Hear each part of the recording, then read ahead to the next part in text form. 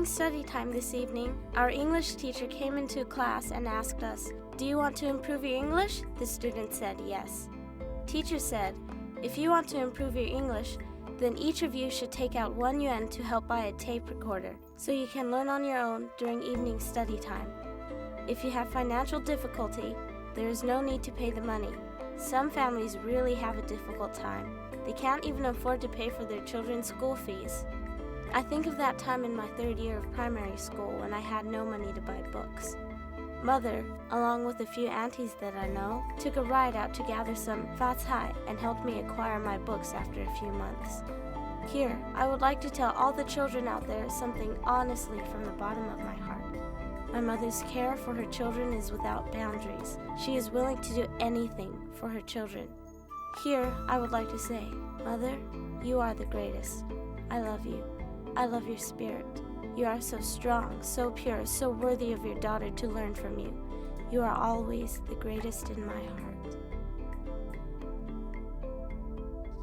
2 days later, the French journalist Pierre Husky came to the village for the first time.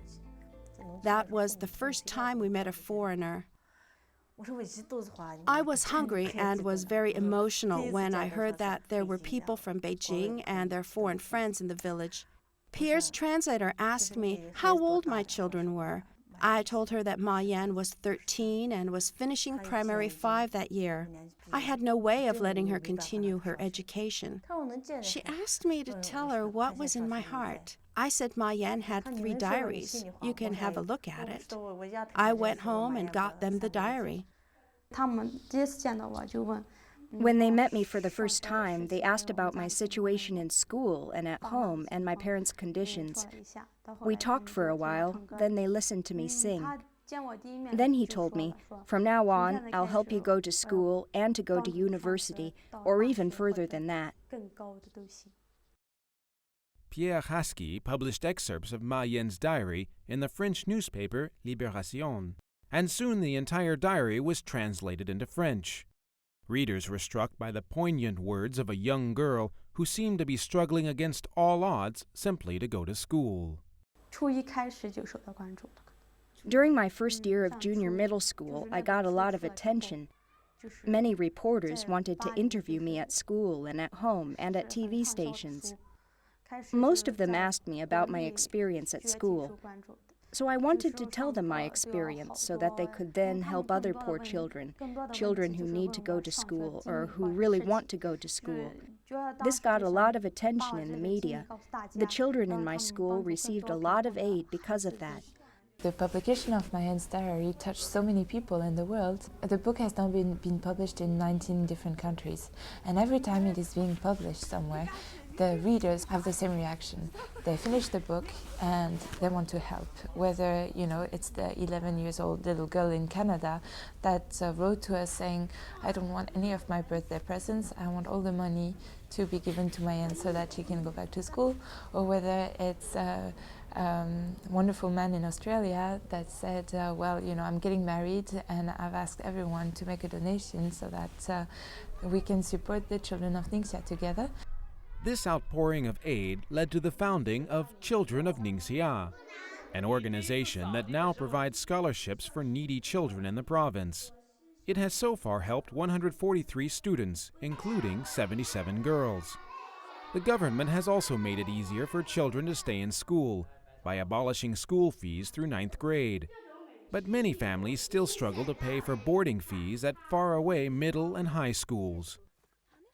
Perrine Luye is the coordinator for Children of Ningxia in China. She scouts the villages of Ningxia to identify potential candidates for scholarships, and also talks to school leaders and teachers to see what other needs could be met. Bai Bing, who lives in the village of Youjiamiao, is the latest young girl to receive a scholarship from Children of Ningxia. She attends a middle school in the town of Yuwang. It is a 10-kilometer walk from her home.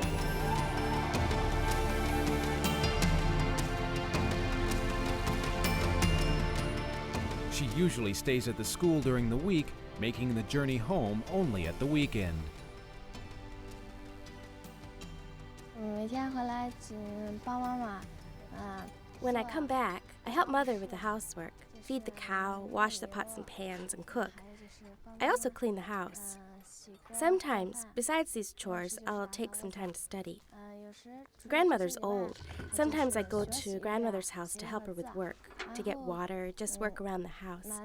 I help my family with chores. There are 3 children in our family, 2 sons and 1 daughter. My eldest brother is now in a high school in Wuzhong. Next year, he'll be taking the university entrance exam. I'll be very happy if he can get into a good university. However, to get into university, we'll need a lot of money. Our financial situation at home is pretty bad. Last time, our family couldn't even afford to pay for school fees for the 3 of us. In the end, we received assistance from Uncle Haskell and Perrine from Children of Ningxia. They helped me and my brother. The burden on my parents will be reduced by half.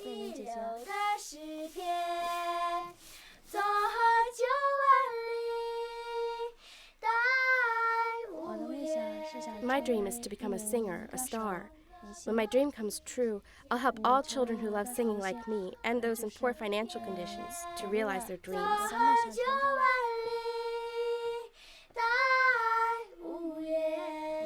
Once, a television station organized a competition. My parents said I could join the competition too. I was very happy. But after that, I found out that I had to pay 200 yuan to register for the competition. Because our situation at home was quite bad, I couldn't go. I was very sad. My tears just fell. Finally, I decided if I study hard, I hope that all the good-hearted people in the world will help me realize my dream. I'll be very grateful to them. I'm especially grateful to Uncle Haskell and Sister Perrine. If they hadn't helped me, I would have quit school and be doing farm work at home.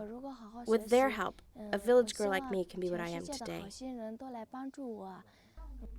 But for some, school remains out of reach. Ma Xiaoling is 16 and has dropped out of school. Her parents are trying to find a suitable husband so she can marry soon. Why don't you go to school anymore? Because my family is quite poor. Is there anyone introducing you to any potential husbands? I heard there is someone, but I don't like him. If you get a chance to go to school, would you go? Yes. Yet, for many girls in Ningxia, the environment has dramatically changed. They have new opportunities and new inspiration to choose their own future.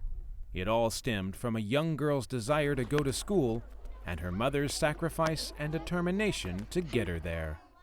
Her story, or Mayan's story, has proved to lots of little girls that first of all, studying was valuable. Her story has also showed to the parents that with studying you could have a better life and you could move to the city and you could provide for, even as a girl, you could provide for a better life for you and your family. I couldn't have imagined that she could go to senior middle school and then university and then go overseas to study. I couldn't even dare think of that. Now I say it's fate. Now Ma Yan helps other students. The girls now are, from a knowledge perspective, have changed. They can form opinions by themselves. For someone who doesn't go to the university or has no chance to attend university, I feel that his or her life won't be complete. By passing the university entrance exam, I can prove to the children or girls in poor and remote villages that girls and boys can be equals. Through our own hard work, we can achieve the kind of life we want and determine our own personal direction. I wanted to be an example. Because of this, most of the girls in my village have gone to school.